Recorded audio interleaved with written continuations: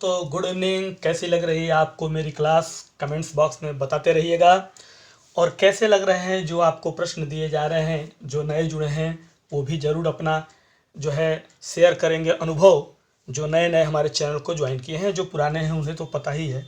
तो मित्रों, आज फिर से कुछ अच्छे प्रश्नों के साथ हाजिर हैं रात के 8 बजे के आज के श्रृंखला में। और वीडियो पसंद आए तो लाइक शेयर करते रहिएगा। चलिए शुरुआत करते हैं पहले प्रश्न की। तो पहला प्रश्न आपके स्क्रीन पे कह रहा है, पैक ग्रुप के किस सदस्य को उपनिषेधों का कलाकार कहा जाता है? उपनिषेधों का कलाकार कहा जाता है पैक ग्रुप के किस सदस्य को? ये हमारा पहला प्रश्न है आपके आज के वीडियो का। ठीक है, ग्रुप है पैक ग्रुप, याद रखिएगा। तो चलिए फटाफट बताइए कमेंट्स लाइक शेयर के साथ। तो शुरुआत करते हैं पहले प्रश्न के उत्तर की। तो पहले प्रश्न का सही जवाब हो जाएगा मित्रों सी, अकबर पद्मश्री। आगे बढ़ते हैं। अगला प्रश्न आपके स्क्रीन पे है और कह रहा है, कश्मीर की मुसीबतें किस कलाकार की बनाई रचना है? कश्मीर की मुसीबतें ये कौन से कलाकार की इसमें से बनाई एक रचना है? रथिन मित्रा की, गोपाल घोष की, परितोष सेन की या निरोध मजूमदार? तो लाइक और शेयर सिलसिला आगे बढ़ाते चलिए। दूसरा प्रश्न है हमारे स्क्रीन का ये, और दूसरे प्रश्न का सही जवाब है रथिन मित्रा का बनाया ये रचना है। आगे बढ़ते हैं प्रश्न संख्या 3 पे हम। तीसरा प्रश्न आपके स्क्रीन का कह रहा है, अवनींद्रनाथ टैगोर ने कौन सी शैली का अध्ययन करने के बाद बुद्ध चरित्र नामक चित्र श्रृंखला तैयार की? अवनी बाबू ने कौन सी शैली, कॉमन पॉइंट क्या है हमारा, कौन सी शैली का उन्होंने अध्ययन किया, जानकारी लिया और उसके बाद उन्होंने जो है बुद्ध चरित्र पे चित्र श्रृंखला तैयार की? ठीक है, तो क्या उन्होंने, पूरा ऑप्शन ऊपर भी है देख लीजिए, ठीक है, यहां तक है ऑप्शन। तो कौन सी शैली का उन्होंने किया अध्ययन और उसके बाद उन्होंने बुद्ध चरित्र पे श्रृंखलाएं तैयार की?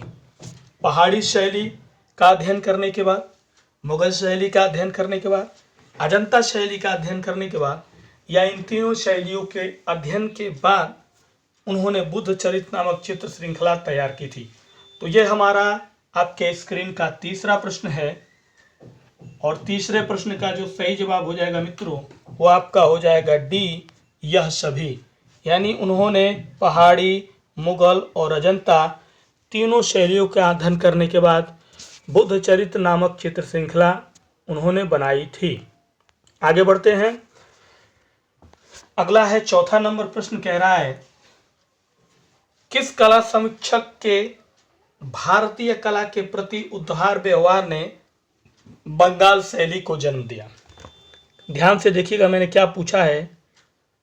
उस कला समीक्षक का नाम बताना है जिसने भारतीय कला के प्रति उदार व्यवहार ने, यानी उस कला समीक्षक के अंदर, दिल के अंदर, उनके मन के अंदर जो है भारतीय कला के प्रति क्या था, एक अच्छा और उदार व्यवहार था, जिसके वजह से बंगाल शैली का जन्म हुआ, यानी बंगाल शैली ने जन्म लिया। ठीक है, तो वो कला समीक्षक कौन थे?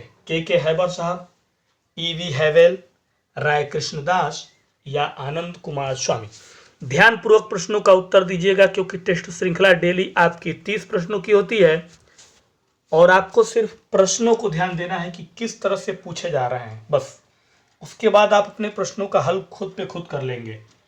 तो चौथे प्रश्न का जो कहना है, इसका सही जवाब है मित्रों बी, ईवी हैवेल साहब थे, जिन्होंने भारतीय कला के प्रति उदार व्यवहार के कारण बंगाल शैली को जन्म दिया। ठीक है, अगला प्रश्न है आपका 5वां नंबर, कह रहा है कि बंगाल शैली का विकास कौन से सन के बीच माना जाता है? बंगाल शैली का जो विकास है इसका जो विकास माना गया वो किसके किसके बीच माना गया। ठीक है, 1902 से 1905 के बीच, 1905 से 1912 के बीच, 1912 से 1917 के बीच, या 1905 से 1920 के बीच। ठीक है, तो बंगाल शैली का विकास किस सन से किस सन के बीच के दौर में माना जाता है, या बंगाल शैली का विकास उस दौर में हुआ बीच के। ठीक है, तो ये हमारा 5वां प्रश्न है और इस प्रश्न का मित्रों सही जवाब हो जाएगा आपका डी, 1905 से 1920। ठीक है, आगे बढ़ते हैं, प्रश्न संख्या 6 पे चलते हैं। प्रश्न कह रहा है श्री राम इसमें से किस कलाकार का बनाया चित्र है। श्री राम चित्र का नाम है और इस चित्र के रचनाकार, चित्रकार, कलाकार कौन है। नंदलाल बोस साहब, शारदा चरण उकील जी, अवनींद्र नाथ टैगोर जी, या गगनेंद्र नाथ टैगोर जी। छठे प्रश्न पे हैं आज के इस मैराथन श्रृंखला का, और संडे मैराथन में भी मैंने जो प्रश्न दिया बहुत लाजवाब है, तो वो आप पे डिपेंड करता है कि आप उसको पूरा देखते हैं या नहीं। अगर आप देखते हैं तो यकीनन आप अच्छे प्रश्नों को तैयार कर रहे हैं मेरे साथ साथ। तो मित्रों 6 नंबर प्रश्न का जो सही जवाब है उसका सही जवाब है सी, श्री राम अवनींद्र नाथ टैगोर की बनाई एक चित्र है। ठीक है, 7वां प्रश्न ध्यान से देखिए, कह रहा है रविंद्रनाथ टैगोर द्वारा निर्मित काष्ठ मूर्तियां इस समय कौन से संग्रहालय में सुरक्षित हैं। रविंद्रनाथ टैगोर ने काष्ठ की मूर्तियां भी बनाई हैं। ठीक है, कुटुम काटुम से संबंधित काष्ठ मूर्तियां उन्होंने बनाई हैं, आपको याद होगा। तो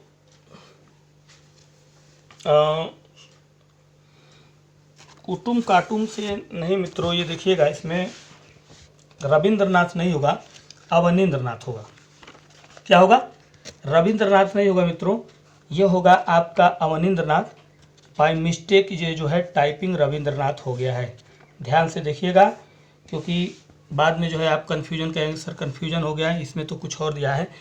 तो ये आपका होगा रविंद्रनाथ टैगोर हो गया है, लेकिन ये अवनींद्रनाथ होगा। इसलिए मैं एक बार फिर से क्लियर कर देता हूँ, रविंद्रनाथ नहीं अवनींद्रनाथ। ठीक है, अवनींद्रनाथ टैगोर द्वारा निर्मित काष्ठ मूर्तियाँ इस समय कौन से संग्रहालय में, यानी अवनींद्रनाथ टैगोर ने जो है, आपको याद होगा, काटुम कुटुम की काष्ठ मूर्तियाँ जैसे कि पक्षी के साथ, आत्मचित्र, तूफान में पक्षी, उल्लू, ये सब उनके जो है काष्ठ में मूर्तियाँ बनाई हुई हैं अवनींद्रनाथ टैगोर की।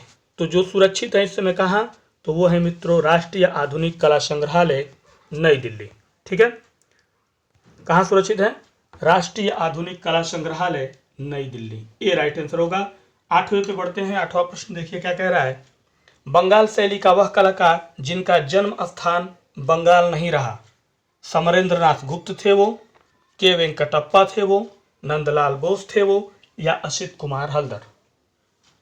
ठीक है, यानी बंगाल शैली में कार्य किया उस कलाकार ने, लेकिन उनका जो जन्म स्थान था वो बंगाल नहीं था, मतलब वो जन्मे कहीं और थे लेकिन कार्य किया बंगाल शैली में। ठीक है, तो मित्रों उस कलाकार का नाम क्या है, तो वो कलाकार हमारे हैं नंदलाल बोस साहब। कौन है, नंदलाल बोस। जन्म 3 दिसंबर 1882। कई जगह कई भी चीज़ें 82 से आगे बढ़ के भी दिया है कई जगह। स्थान बिहार का मुंगेर जिला। चलिए आगे बढ़ते हैं। अगला प्रश्न देखिए आपके स्क्रीन का क्या कह रहा है। 9 नंबर प्रश्न कह रहा है कि नंदलाल बोस ने कोलकाता स्कूल ऑफ आर्ट में किस उम्र में दाखिला लिया था। कोलकाता स्कूल ऑफ आर्ट में नंदलाल बोस ने जब दाखिला लिया था तो उनकी उम्र उस समय क्या थी। 20 वर्ष के थे वो, या 25 वर्ष के, 28 वर्ष के थे, या 30 वर्ष के।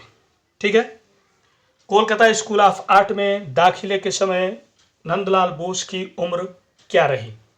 और आपको अच्छे से पता है कि नंदलाल बोस ने एक सिफारिश प्रमाण पत्र लेके वहाँ गए थे अपने एडमिशन के लिए, ना कि उनके पास कोई ऐसी डिग्री वगैरह थी। ठीक है, और उनकी काबिलियत को देखने के बाद उन्हें वहाँ एडमिशन दिया गया। तो मित्रों उस समय उनकी उम्र थी 30 वर्ष।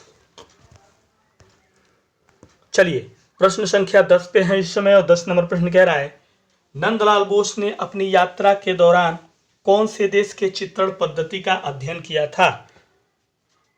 जब नंदलाल बोस ने दाखिला ले लिया और अपने शिक्षा लेना उन्होंने शुरू किया, तो शिक्षा लेने के दौरान कुछ दिनों बाद उन्होंने यात्रा भी किया देशों का, और वहाँ पे उन्होंने चित्रण पद्धति का अध्ययन किया उन देशों में यात्रा के दौरान। पूछ रहा है वो कौन सा देश था? चीन था, जहाँ की यात्रा करने के बाद उन्होंने वहाँ की पद्धति सीखी। जापान था, वर्मा था, या ये तीनों देश थे। ठीक है, तो आज भी आपके सुपर, कह लीजिए सुपर क्वेश्चन है आपके स्क्रीन के आज, लेकिन वीडियो में पूरा अंत तक बने रहिएगा अगर आपको ये और भी आगे फेस करने हैं इस तरह के प्रश्न। तो 10वें प्रश्न का सही जवाब जो हो जाएगा वो हो जाएगा तीनों, चीन भी, जापान भी, वर्मा भी।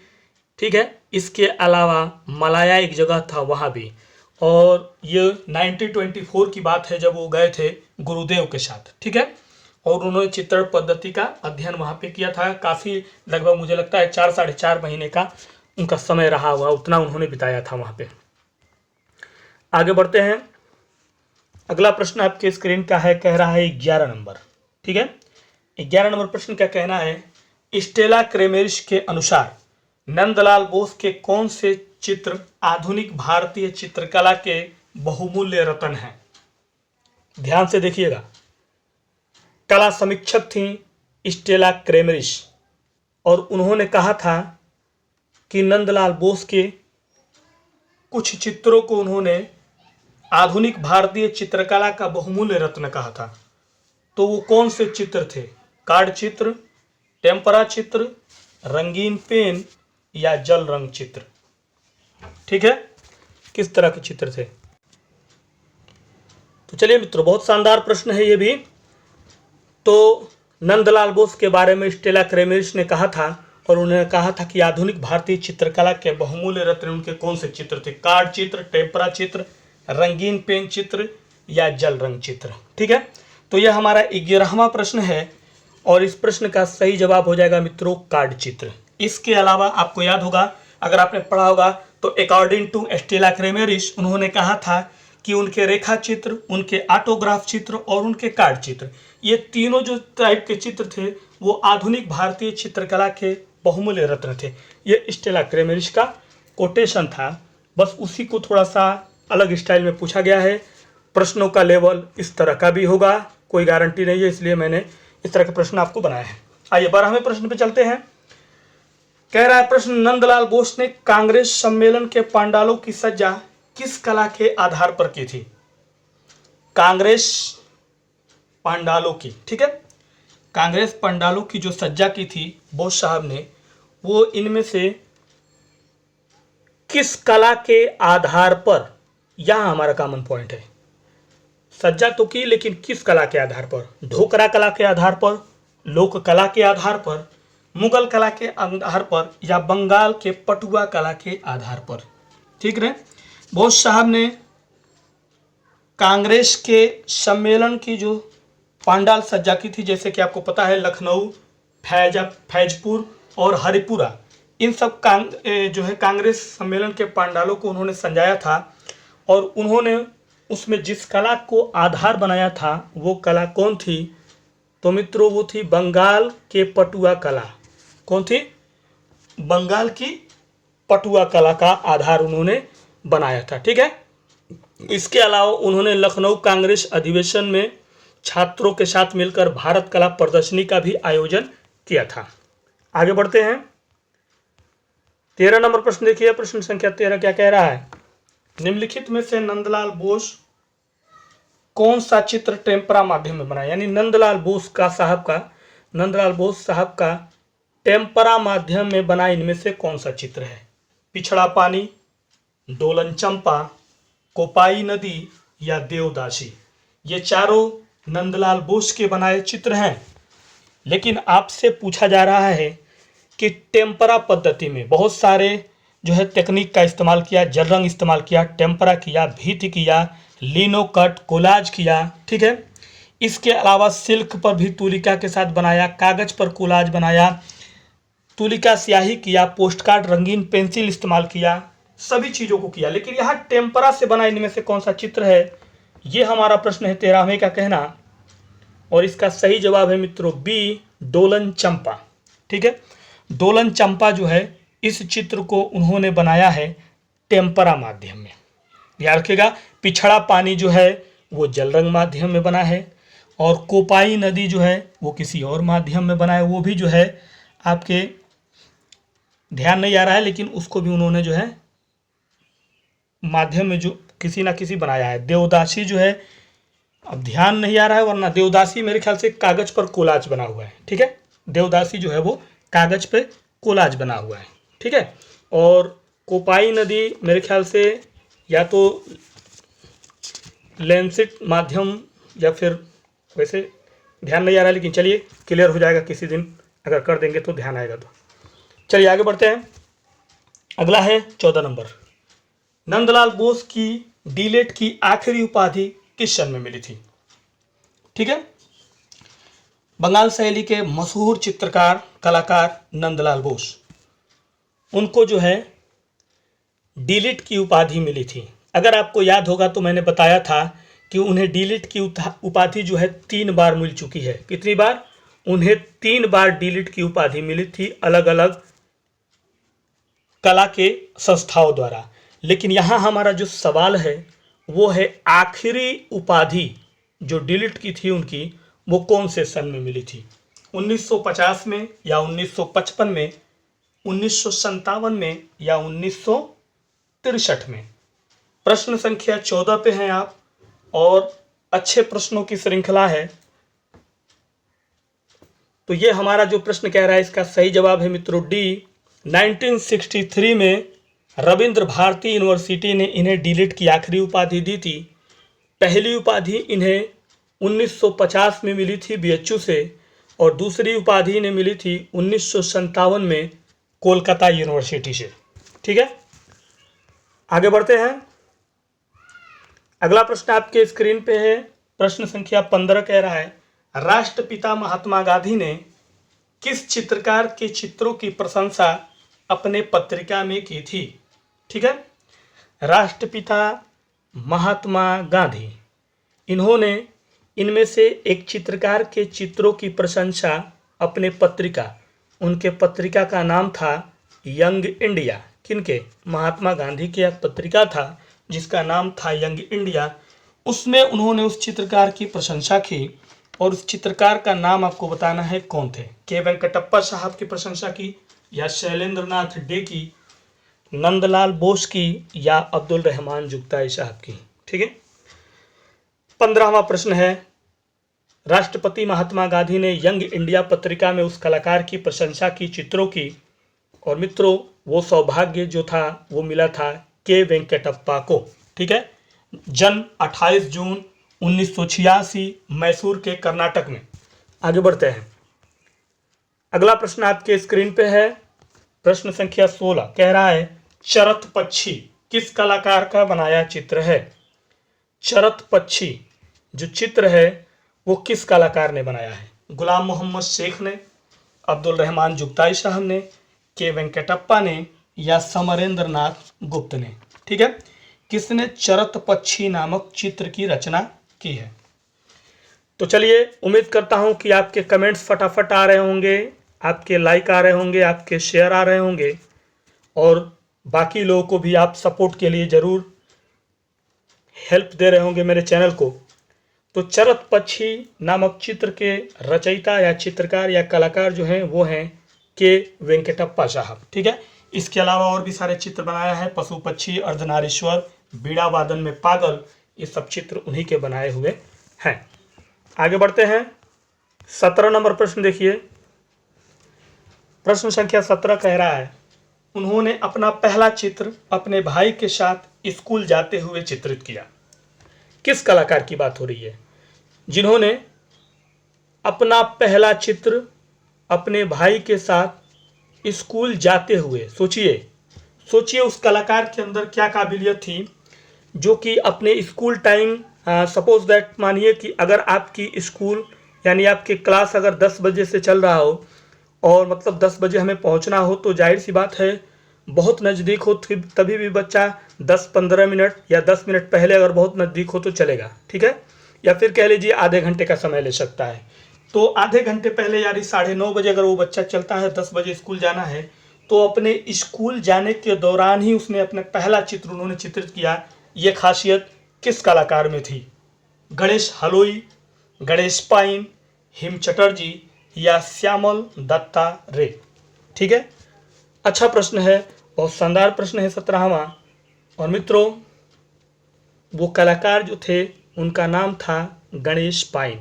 आपको कमेंट्स करना है कौन सा वो चित्र था पहला गणेश पाइन का जिन्होंने अपने स्कूल जाते हुए भाई के साथ उस चित्र को बनाया था। कमेंट्स जरूर करिएगा। आगे बढ़ते हैं। अगला प्रश्न है 18 नंबर। गणेश पाइन ने किस पौराणिक कथाओं से ली गई रचनाओं की एक श्रृंखला शुरू की थी? इनमें से कौन सी पौराणिक कथाओं से ली गई रचना की एक श्रृंखला उन्होंने शुरू की थी? महाभारत से, रामायण से, मेघदूत से या ऋतु संहार से? ध्यान से देखिएगा, आज के प्रश्न जो क्वेश्चन हैं वो आपके सुपर्ब हैं, एकदम समझ लीजिए। और मैं चाहता हूं कि इस मेहनत को पूरा देखिएगा, अधूरा मत करिएगा बीच में। तो इस प्रश्न का जो सही जवाब है वो हो जाएगा ए, महाभारत। गणेश पाइन ने महाभारत कथा से ली गई रचनाओं की एक श्रृंखला शुरू की थी। आगे बढ़ते हैं। 19 नंबर प्रश्न देखिए। प्रश्न संख्या 19 कह रहा है आपका, कला समीक्षकों ने किनके कुछ चित्रों पर फ्रांसीसी प्रभाववादी चित्रकारी का प्रभाव बताया? कला समीक्षकों मतलब कई कला समीक्षकों के मतलब एक से अधिक रहे होंगे, इसलिए कला समीक्षकों शब्द है, ठीक है। उन्होंने इनमें से किनके कुछ चित्रों को, ये भी मार्क करिएगा, कुछ चित्रों पर, यानी सभी नहीं, कुछ चित्रों पर फ्रांसीसी प्रभाववादी चित्रकारी का प्रभाव बताया। शैलेंद्र नाथ डे के चित्रों पर, मुकुल चंद्र डे के चित्रों पर, गुलाम मोहम्मद शेख के चित्रों पे या समरेंद्र नाथ गुप्त? तो वो कुछ कला समीक्षकों ने इसमें से उस कलाकार के कुछ चित्रों की फ्रांसीसी प्रभाववादी चित्रकारी का प्रभाव बताया। तो मित्रों, वो कलाकार कौन थे? तो वो कलाकार थे आपके समरेंद्र नाथ गुप्त। कौन थे? जन्म 1887 कोलकाता, मृत्यु 30 मार्च 1964 कोलकाता में, ठीक है। आइए आगे बढ़ते हैं। अगला प्रश्न है, लुका छुपी किस कलाकार की प्रमुख रचना है? 20 नंबर प्रश्न है आपका ये। लुका छुपी ये जो प्रसिद्ध रचना है किस कलाकार का है? नीलिमा शेख की बनाई ये कला है, या नलिनी मलानी की, शारदा चरण उकील की, या प्रतीक्षा अपूर्व? ठीक है। किस आधुनिक कलाकार की रचना है लुका छुपी? तो ये हमारा 20वां प्रश्न है और धीरे धीरे आप अपने फाइनल सबमिट से 10 प्रश्न और दूर हैं। और इस प्रश्न का सही जवाब है शारदा चरण उकील। जन्म 14 नवंबर 1888 विक्रमपुर, जो प्रेजेंट टाइम में बांग्लादेश में है। उनकी बनाई चित्र श्रृंखलाओं में से एक है, चित्र श्रृंखला कह रहे हैं, प्रमुख चित्रों में से एक है लुका छिपी, ठीक है। चलिए, उन्होंने भी अमनी बाबू के निर्देशन में अपनी कला की शिक्षा ली थी राजकीय कला विद्यालय कोलकाता से। आगे बढ़ते हैं, 21 नंबर प्रश्न पे चलते हैं। प्रश्न संख्या 21 देखिए। प्रश्न कह रहा है कि उत्तर प्रदेश सरकार द्वारा ऐतिहासिक घटनाओं पर आधारित किनके चित्र प्रकाशित किए गए थे? ऐतिहासिक घटनाओं पर आधारित चित्र प्रकाशित किए गए थे यूपी सरकार द्वारा। तो वो चित्र जो थे वो किनके थे? नंदलाल बोस के चित्र थे, या अब्दुल रहमान जुगताई साहब के, विनोद बिहारी मुखर्जी के, या फिर असित कुमार हल्दर साहब के? इनमें से वो कौन सा कलाकार जिनके ऐतिहासिक घटनाओं पर आधारित चित्र जो है उत्तर प्रदेश सरकार द्वारा प्रकाशित किए गए थे? तो मित्रों वो कलाकार थे असित कुमार हल्दर। 10 दिसंबर 1890 कोलकाता में जन्मे असित कुमार हल्दर 15 वर्ष की अवस्था में ही government school of art Kolkata में दाखिला लिया और जहां उन्होंने अपने गुरु अवनी बाबू के छत्र छाया में कला की शिक्षा ली। ठीक है, उन्होंने ही ये बनाया था और उसमें टोटल जो चित्र थे वो 30 थे। ठीक है, आगे बढ़ते हैं। अगला प्रश्न है आपका 22 नंबर। प्रश्न कह रहा है कि असित कुमार हल्दर ने किन माध्यमों में प्रतिमाएं निर्मित की? उन्होंने जो है प्रतिमाएं भी बनाई हैं। ठीक है, असित कुमार हल्दर साहब ने प्रतिमाएं भी बनाई है, चित्रकारों के साथ साथ प्रतिमाएं भी बनाई। माध्यम क्या इस्तेमाल किया उन्होंने? प्रस्तर माध्यम में, लकड़ी माध्यम में, सीमेंट माध्यम में या पत्थर का माध्यम अपनाया? वैसे चित्रकारी तो ज़्यादा किया उन्होंने, लेसिट शैली का इस्तेमाल किया उन्होंने, कॉस्मिक पेंटिंग बनाया उन्होंने, ठीक है, और भी बहुत सारी चीज़ों को बनाया, लेकिन उन्होंने जो है कलाकारी के साथ साथ प्रतिमाएं भी निर्मित की। और मित्रों उन्होंने जो माध्यम अपनाया वो माध्यम था आपका प्रस्तर माध्यम। इसके अलावा और भी 2 माध्यम था, कांस्य और काष्ठ। ठीक है, प्रस्तर, कांस्य और काष्ठ। ठीक है, इन माध्यमों को इस्तेमाल करके उन्होंने प्रतिमाएं भी निर्मित की। आगे बढ़ते हैं 23 नंबर प्रश्न पे। प्रश्न संख्या 23 कह रहा है लेसिट शैली में बना असित कुमार हल्दर का चित्र, यानी असित कुमार हल्दर साहब ने लेसिट शैली में भी जो है चित्र बनाया। ठीक है, इन्होंने ही लेसिट शैली में चित्र बनाया। इसके पहले मैंने नंदलाल बोस का एक क्वेश्चन था जो मिसिंग हो रहा था, उसमें मैंने लेसिट शब्द बोल दिया था जो कि बाई मिस्टेक था, तो उसको आप लोग जो है ये मत समझ लीजिए कि मैंने उसको जो है जानबूझ के बोला है, वो गलती से निकल गया है। लेसिट शैली सिर्फ असित कुमार हल्दर साहब ने इस्तेमाल किया था। तो लेसिट शैली में बना असित कुमार हल्दर का चित्र कौन सा है? गीतांजलि, जंगल की आत्मा, नववधु या सांथाल परिवार? ठीक है, तो इसमें से वो चित्र बताइए जिसको उन्होंने लेसिट शैली में इस्तेमाल किया। और लगभग मुझे जहाँ तक अंदाजा है, मतलब मैंने जहाँ तक पढ़ा है, 14 से 15 चित्र ललित कला कंटेम्प्रेरी में उनके लेसिट माध्यम के बने चित्र छपे थे। तो मित्रों इसमें जो है वो है आपकी जंगल की आत्मा। कौन है?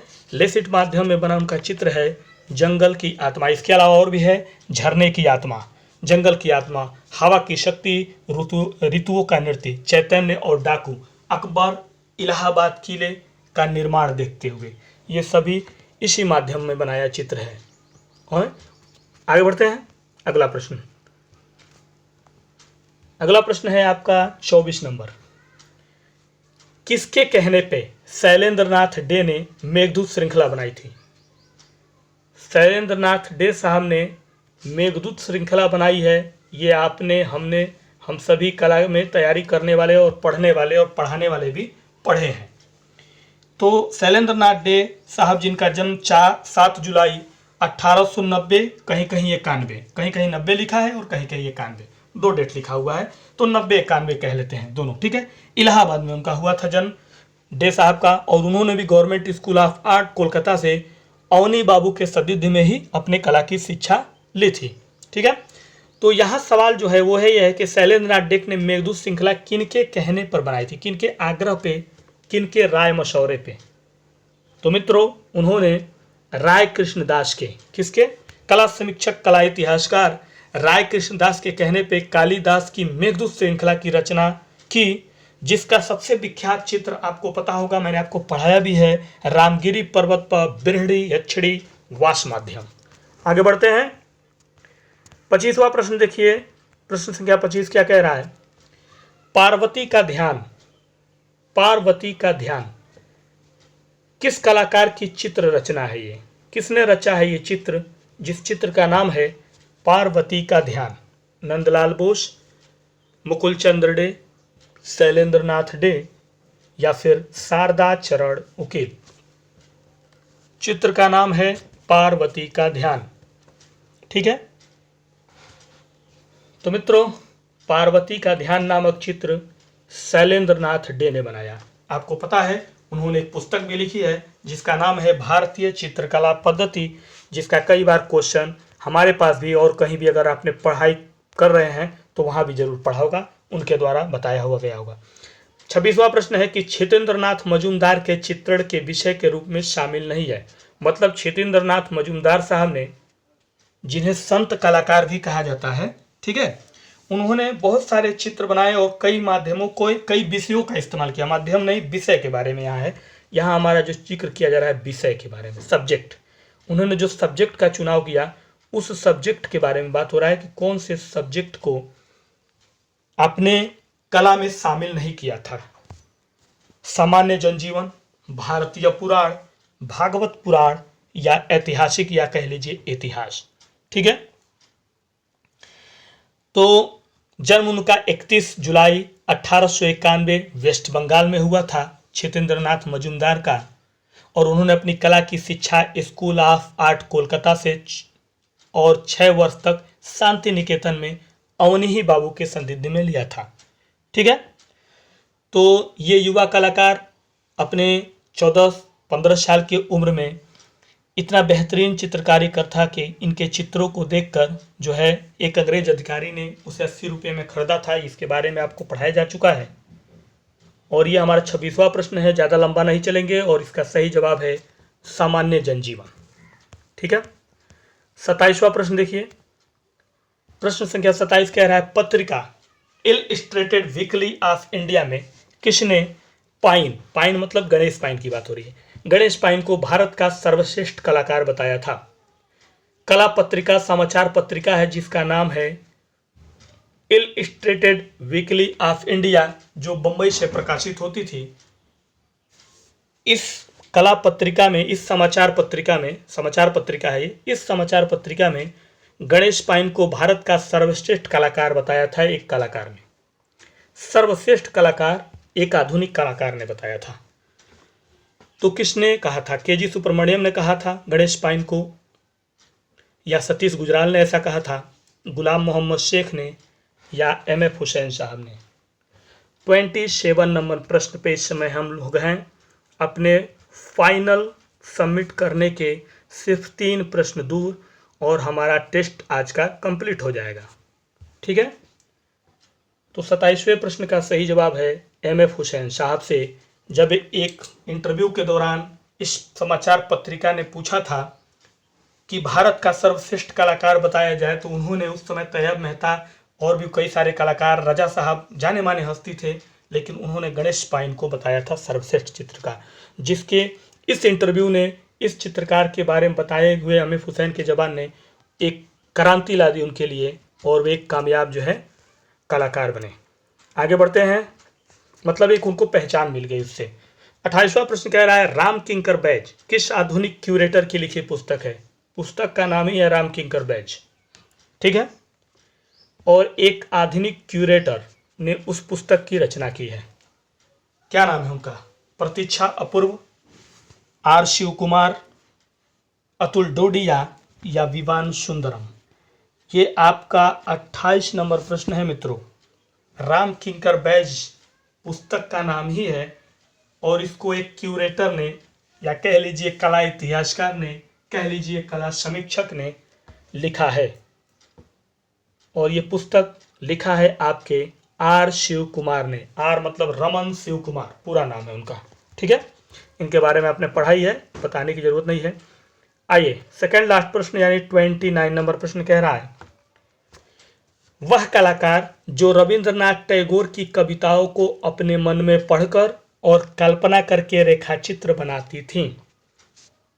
अपने मन में पढ़कर और उसके बाद इमेजिन करके रेखाचित्र बनाना, इसमें से उनकी कविताओं का कौन सी आधुनिक कलाकार की खासियत थी? इसमें से उमा वर्धन ऐसा करती थी, यानी उमा वर्धन ने ऐसा किया, या वसुंधरा तिवारी ब्रूटा ने, प्रतीक्षा अपूर्व ने, या अंजलि इला मेनन ने। बहुत अच्छा प्रश्न है, शानदार प्रश्न है, और शानदार प्रश्नों के साथ अंत भी करूंगा।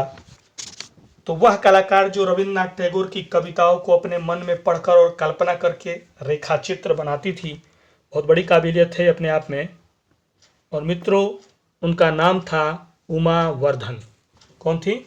उमा वर्धन। और वीडियो का आखिरी प्रश्न देखिए, फाइनल प्रश्न क्या कह रहा है आपसे। नंदलाल बोस, शारदा चरण उकील और असित कुमार हल्दर आदि जैसे महान चित्रकारों के गुरु अवनी बाबू के गुरु थे। ध्यान से देखिएगा क्या प्रश्न पूछा है। अवनींद्रनाथ टैगोर के सानिध्य में बहुत सारे कलाकारों ने शिष्य के रूप में कला को ग्रहण किया, तो उसी तरह से कुछ नाम के आगे मैंने आदि लगा दिया है, और भी लोग हैं। नंदलाल बोस, शारदा चरण उकील, असित कुमार हल्दर के जैसे महान चित्रकारों के गुरु रहे, अवनी बाबू के गुरु थे। यहाँ जो प्रश्न है बस थोड़ा सा ध्यान देना है, ये जो थे इन लोगों के गुरु थे इनके अलावा, लेकिन इनके गुरु कौन थे ये प्रश्न है। E.V. हैवेल, के हैबर, शिवनार्थी लाडी या छितेंद्रनाथ मजूमदार। तो हम वो विकल्प के अनुसार अपने प्रश्नों को चॉइस करना है, ना कि डिस्कशन करना है, ठीक है। क्योंकि अवनी बाबू ने जो है कई जगह पे कई तरीके से शिक्षा ली है, लेकिन कोलकाता स्कूल ऑफ आर्ट में जिनके शिष्य ये रहे वो कौन थे। कहीं कहीं अगर ये पूछ दिया जाए कि अवनी बाबू के जो कला गुरु थे, जिनके वो शिष्य रहे कोलकाता स्कूल ऑफ आर्ट में, वो कौन थे, तो मित्रों वो थे सिनोराधी लाडी। कौन थे? सिनोराधी लाडी साहब जो है वो कोलकाता स्कूल ऑफ आर्ट में किनके जो है गुरु थे? अवनींद्रनाथ के गुरु थे, यानी अवनींद्रनाथ को शिक्षा दी थी। इसके अलावा और भी आपने पढ़ा होगा, इतालवी कलाकार गिलहार्दी से पेस्टल रंग सीखा, तेल रंग का प्रभाव सीखा, ब्रिटिश कलाकार श्री पामर से रेखाचित्र सीखा। इस तरह से उन्होंने जापान में और सारी तकनीक सीखी। तो चलिए मित्रों, उम्मीद करता हूँ कि आज की वीडियो और उसमें बताए गए प्रश्न आपको बेहद पसंद आए होंगे। ऐसे ही बने रहिए और दूसरों को जोड़ते रहिए, हेल्प करते रहिए, बस यही चाहते हैं और इसी के साथ इजाज़त लेते हैं। नमस्कार, गुड नाइट, शुभ रात्रि।